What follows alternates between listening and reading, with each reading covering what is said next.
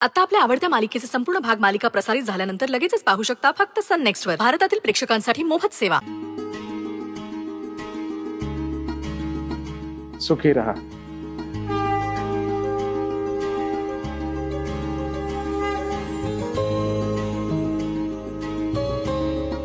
सौभाग्यवती भव.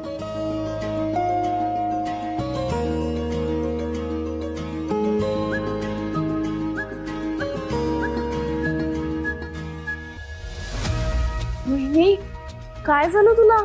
अगं पडली ती रस्त्यात. पायाला लागलं हिच्या. हो हो, बस बस बस आधी बस बस बस. काय झालं तुला? इतके पाय भासत होते बिचारीचे, त्यात पडली, जखम झाली, पण व्रतात खंड पडू दिला नाही तिने. 108 प्रदक्षिणा घालून व्रत पूर्ण केलं तिने. खरंच गोणी आहे माझी सई. वहिनी, मी पाणी आणते. नाही, मला पाणी नको. सई, अगं आता देवांची तब्येत सुधारलीये, आता तरी पाणी पी. आण जा बाळा. कसा आहे देवा, तुम्ही बघितलं का त्याला? नाही अजून, पण ठीक आहे आता असावा. हे वहिनी, पाणी पी.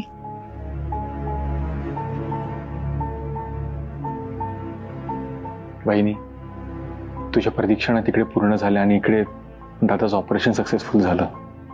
क्या बात यार. खरंच म्हणतात ना, मनात श्रद्धा असली ना की देव आपण मागू ते देतो आपल्याला.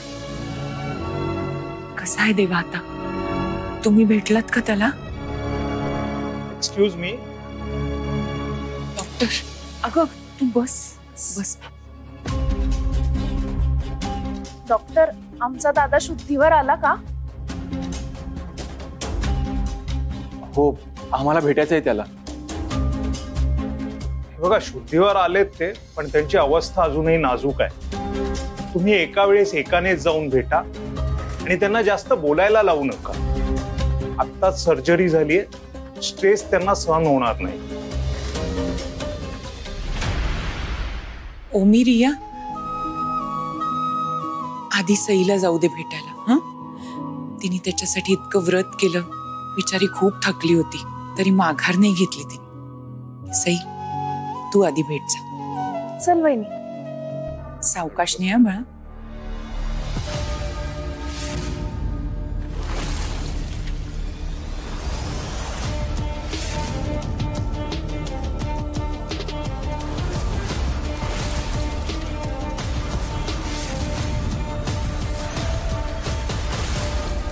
मी उगाच हिला नाटकी नाही म्हणत.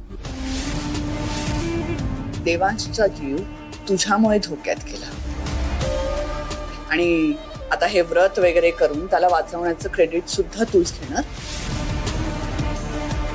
हे असं अनवाणी चालून 100 फेऱ्या मारून एखाद्या माणसाचा जीव वाचत असताना तर डॉक्टरांची गरजच पडली नसती ग. काय एक एक नखरे असतात तुमचे. हे एवढं चालून पाय दुखले असतील ना, पायाला लागलं असेल, do one thing, just take rest. मी आई आहे ना त्याची, सगळ्यात आधी त्याला मीच बघणार.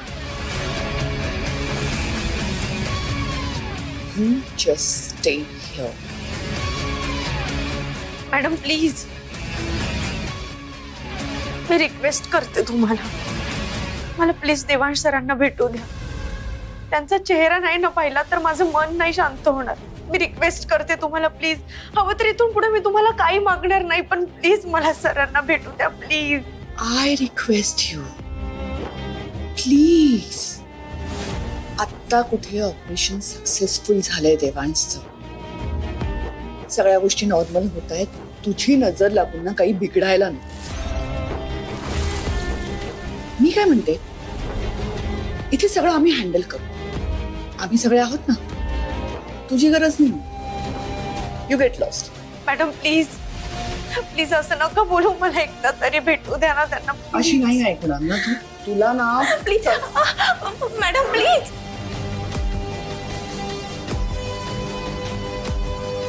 मॅडम प्लीज सोडा ना. ताई, अहो काय करताय? नको असं करू. ताई, मॅडम प्लीज प्लीज मला देवांश सरांना भेटू द्या प्लीज.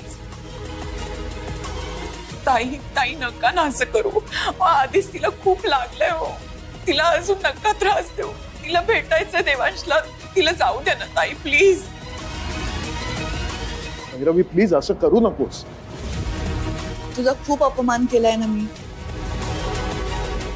मग जरा जरी लाज शिल्लक असेल ना तर आत्ताच इकडून निघून जा. भैरवी अगं सई सून आहे आपली आणि घरच्या लक्ष्मीशी तू असं वागतेस. काही घरची लक्ष्मी वगैरे नाही. तुम्ही सगळ्यांनी ना हिला उगाच डोक्यावर बसवून ठेवली म्हणून ही पण आता स्वतःला काही लक्ष्मी वगैरे समजायला लागली. ही आपल्या आयुष्यातून निघून गेली ना तर सगळं व्यवस्थित होईल. सगळं नीटच आहे ताई. आता देवांशचा अपघात झाला यात सईची काय चूक आहे. आणि तुम्ही प्रत्येक वेळी सईला का दोषी ठरवता. तू का प्रत्येक वेळी हिची बाजू घेतेस वहिनी. भैरवी भैरवी हे बघ मला माहितीये की तुला खूप राग आलाय.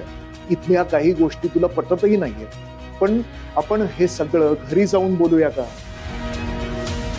अगं इकडे हॉस्पिटलमध्ये 4 चौघांसमोर हे असं वागणं बरोबर आहे का. मॅडम तुम्हाला मला जे काय बोलायचंय ना घरी जाऊन ते बोला मी ऐकून घे. पण प्लीज मी रिक्वेस्ट करते तुम्हाला मला प्लीज देवांश सरांना भेटू द्या प्लीज. ताई मी पण तुमच्या पुढे हात जोडते हो. सई देवांशी बायको आहे. तिच्या शरीरात त्राण नसताना इतकं कठीण व्रत फक्त आपल्या देवांसाठी पूर्ण केलं तिने. तिला जाऊ द्या ना त्याला भेटायला प्लीज. मॅडम प्लीज प्लीज मला भेटू द्या त्यांना. सारसूतपणाचा आव आणण्याची काही एक गरज नाही. तू काय आहेस हे मला चांगलंच माहितीये. त्यामुळे किती म्हणालीस ना तरी मी काही तुला देवांशला भेटू देणार नाही. मॅडम प्लीज मी विनंती करते तुम्हाला हात जोडते तुमच्या पुढे प्लीज मला भेटू द्या त्यांना.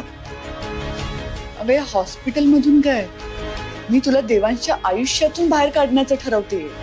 हे काय घेऊन बसलीस तू आता नाही. भैरवी असं करू नकोस. भैरवी अगं तिला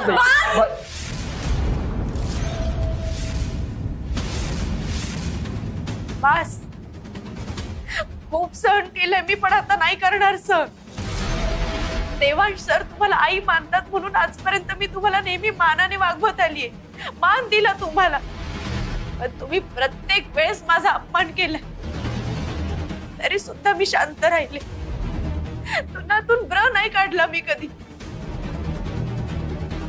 माझी एकही चूक नसताना प्रत्येक वेळेस घालून पाडून बोलत आलात तुम्ही तेव्हा सुद्धा शांत बसले.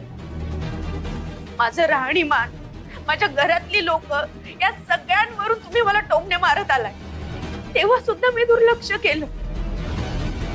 पण माझा देवांश सरांवरचा हक्क तुम्ही जर ना मंजूर करणार असेल ना तर त्याकडे मी कधीच दुर्लक्ष नाही करणार.